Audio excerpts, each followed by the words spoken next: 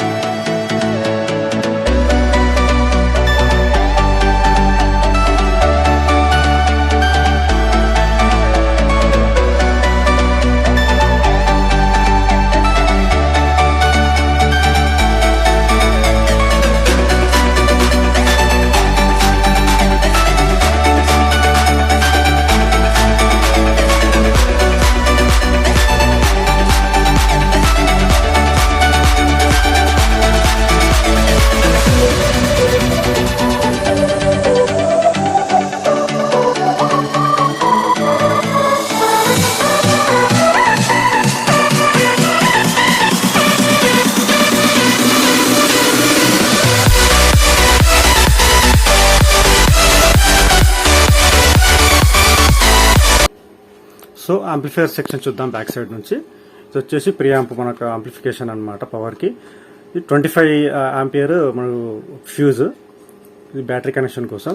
ఇది వచ్చేసి volume control, volume gainer అనమాట. ఇది ఫ్రీక్వెన్సీ అడ్జస్ట్మెంట్ కోసం.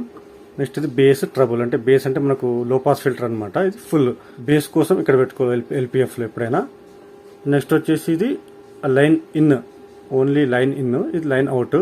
ఇక్కడ వచ్చేసి high line input and high line output.